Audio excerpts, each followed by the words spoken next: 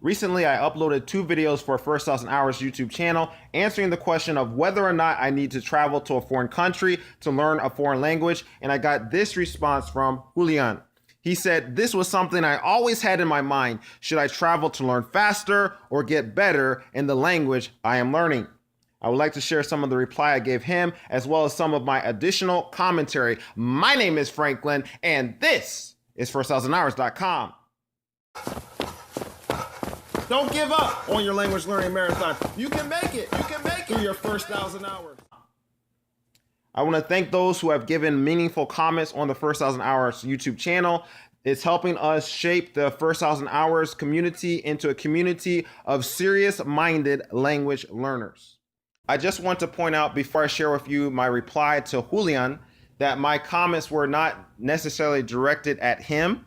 I was just commenting the way I did because I believe that this is a really big topic, and I believe that his comment just basically struck a chord with me because there's a lot of advice I believe out there that basically almost implies that the only way that you learn a language is being in the country that is speaking your target language. And it can be discouraging a little bit if you do a different course and you want to actually still be in your home country but get to a high level in your target language. And so that's why I just took some time to comment, because this is kind of something that I've had to deal with myself personally. And I've just made that decision. No, I'm going to take language learning in my own hands where I am. And so I'm going to share with you what I shared with Julian right now. I want to just share my reply or part of that. I said, I learned from 2 famous YouTube polyglots, Steve Kaufman and Lucas Lamperio. They say that language learners themselves have to take the initiative to learn a language. Now, before I read further, I just want to explain what a polyglot is. I didn't know what a polyglot was before I became a serious language learner. And a polyglot is someone who knows multiple languages. And for instance, I have seen videos of Steve Kaufman speaking in Chinese and Japanese. And I also have seen him speak in Spanish. He knows English, so he knows multiple languages even outside of those languages. And then also Lucas knows a multitude of different languages. So what they're about to share from the quotes I am about to quote from them, don't just come from theory, but also from their own experience of years learning languages. So Lucas said this: languages cannot be taught, they can only be learned. Now that's in itself, I think, may be controversial to some people. And if you think it's controversial, please leave a comment. I would like to discuss with you, more about this. I don't think we have to necessarily agree on everything at First 1,000 Hours. And I think that sometimes talking about language learning helps us to clarify maybe language learning strategies. And especially if we're not trying to attack each other, I think we can learn a lot, even if we have some disagreements or whatever. But he said languages cannot be taught, they can only be learned. So I think a traditional view of learning a language is someone goes to a teacher, and that teacher gives the person all of the information, or the student believes the teacher is going to give the student all of the information possible. And then after that, the student will know a language, because basically a student goes to be taught and then expects to, just learn a language just like that. But Lucas said something different there. And I think that's in agreement. His statement is in agreement with what Steve Kaufman said, which he said, many people at some time or another say they want to learn another language. Few manage to get beyond a beginner level. Most of these unsuccessful learners have language teachers explaining the language to them, drilling them, and correcting them. Successful language learners don't need anyone to explain the language to them, correct them, nor drill them in the language. And again, that almost sounds controversial as well in one sense, because he is saying that successful learners don't need anyone to explain the language to them.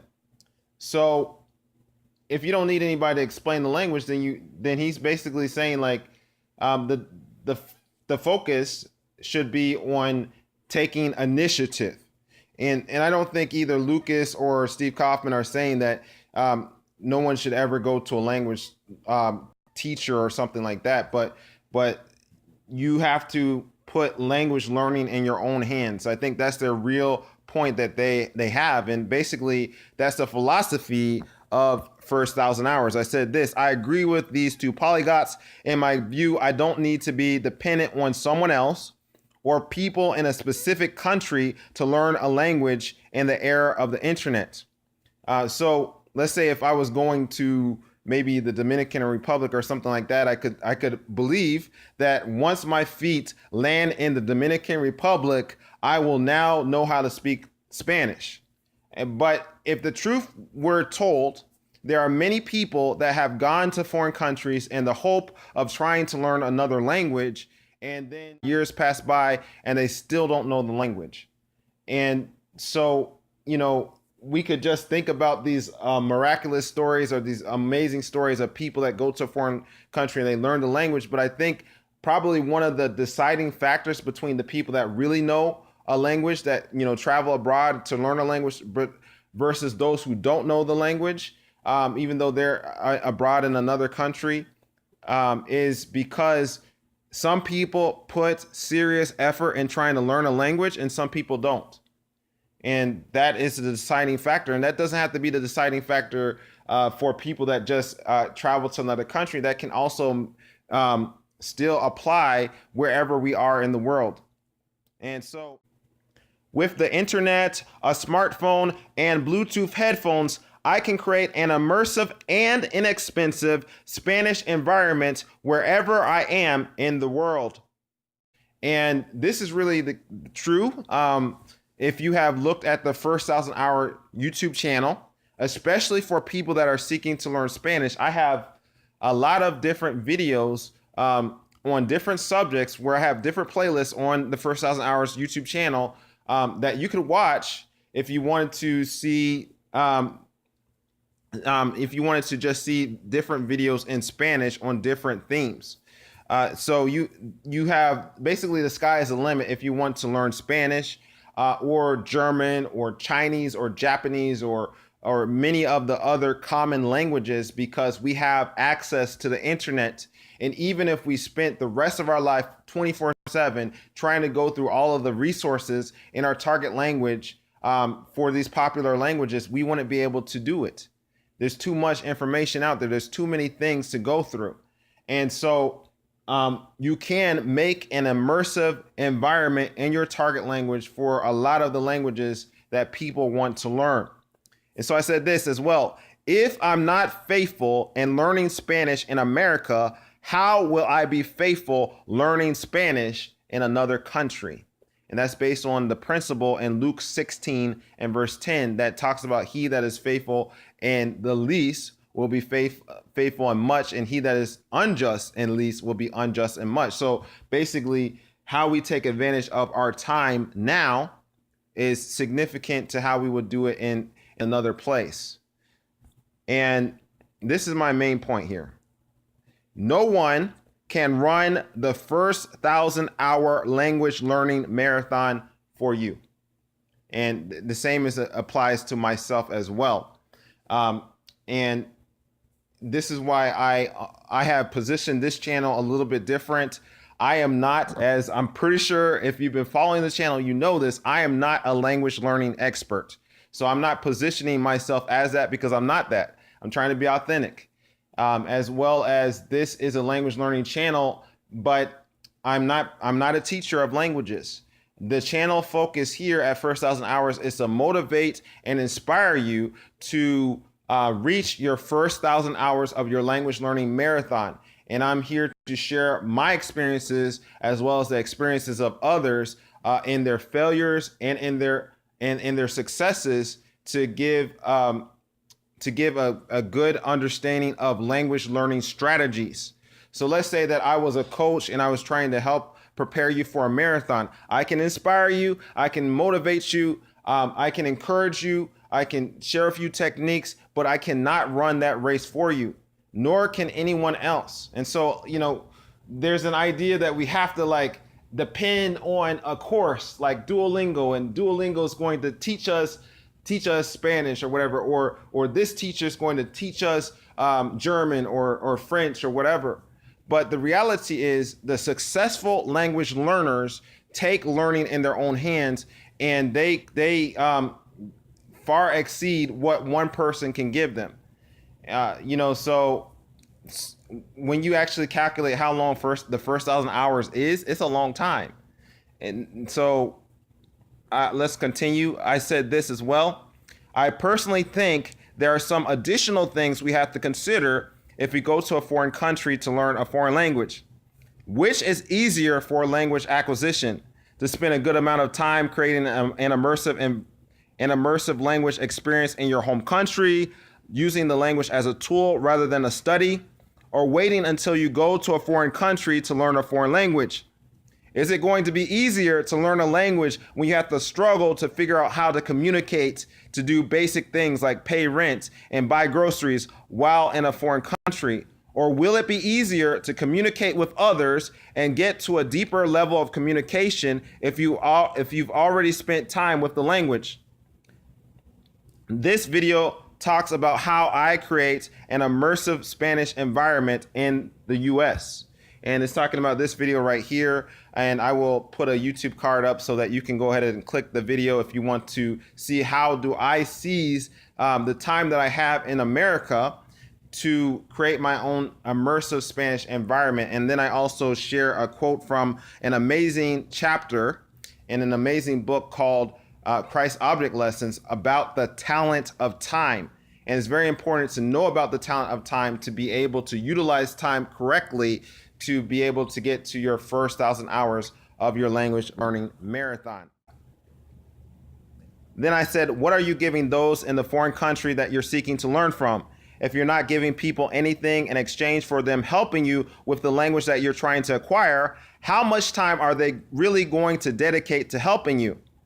At least in the US, people have jobs and families that take up a lot of their time, and I imagine this is the case in other countries as well. So I definitely don't have the mindset that people are going to spend hours and hours helping me with Spanish for free if I don't offer them something in exchange. And that something in exchange doesn't necessarily have to be money. But let's talk about this in another way. Let's say that you have a language partner that is speaking in your target language, and they have given you their WhatsApp information, and then you see that they're online, and you could say, oh, they're online. That means that all the time that they're online, that's for me. And then you call them up on WhatsApp and you try to talk to them every single time you see they're online. That gets annoying very soon, very quickly, because that person's life is not just for you. So it really works out when you also can give something to that person. Maybe that person wants to learn your target language so that you can do a language exchange with the person, or you try to see how can you help that person get to their goals in their life or something like that, or you pay them. And if you just believe that you're going to go to a foreign country and that everybody's just going to stop what they're doing and say, whoa, wow, there's this person that wants to know our language, let's just dedicate all of our time to this person, I really think that's unrealistic. But if you go to the country and you are trying to help them in some way, then I believe that you're going to get to a higher level, and it's going to work out and be a win-win situation. But you have to put in work to do that. Point number 3 says, how does one really learn a foreign language? I'm in favor of the input hypothesis that Dr. Stephen Krashen talks about, which I would like to explain more in a future podcast. Basically, the emphasis of the input hypothesis is on passive skills, reading and listening over writing and speaking. The more input one has, the easier it'll be to speak and write. Therefore, do I really have to go to another country to learn a foreign language if language learning really is more about input than output? And I just want to make sure I mention that I'm not against speaking, but in order to be able to speak well, I believe that the input hypothesis is true, that it's good to absorb your mind in reading and listening to things in your target language. Let me continue. Number 4, Is wanting to be in a foreign country to learn a foreign language really just an excuse not to learn a foreign language right now? And we can put it off. We can say, oh, I can't learn Spanish because I have to be in the Dominican Republic to learn it, or I can't learn German because I'm not in Germany. And that really is not the case. There's so many different examples of people that have gotten to high levels without having to go to the country, high levels in their target language. So that's not the case. And let's not use excuses like those to prevent us or hinder us to getting to a high level in our target language. I want to read this amazing quote from Christ Object Lessons. Again, the book that I really like. Especially, I believe that it's good for people that are language learners to read the chapter of the talents in Christ Object Lessons. And I'm going to put a link to Christ Object Lessons so that you can read the book, especially the chapter of the talents, for free. And this quote says this: remember that you will never reach a higher standard than you yourself set. That's true for language learning, and that's true for other aspects of life. And too often, I think that we go to a course and we let the course, like Duolingo, set our standard, or we let a teacher or a curriculum set our standard, when we can dream and go higher than even that. And again, I'm not saying that you should never do a course. I'm not saying that you shouldn't go to a teacher, but really the responsibility for learning a language is placed in our hands. And that's a solemn responsibility, but that also should allow us to know that it is very possible for us to get to a high level, but we're going to have to put in serious effort to do that. This is another quote from Christ Object Lessons. It says, talents used are talents multiplied. So even what I get from that one sentence is, if I want to increase my talent of Spanish, then I cannot just think, okay, well, I'm going to maybe get to a high level one day. No, I have to actually use Spanish. And so how I use Spanish is a tool. And again, I was talking already about the video that goes into more depth about how I practically use Spanish in my day-to-day life. The quote goes on to say this: success is not the result of chance or destiny. It is the outworking of God's own providence, the reward of faith and discretion, of virtue and persevering effort. Now, I just want to stop there. Again, the Lord gives the talents, right? He allows us to have talents.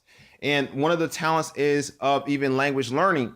But there's a part that we have to play. In the Bible, it talks about faith without works is dead. So there's a part that we have to play as well. As when we work in conjunction with the Lord, then we can see the success that it's talking about. And it says virtue and persevering effort.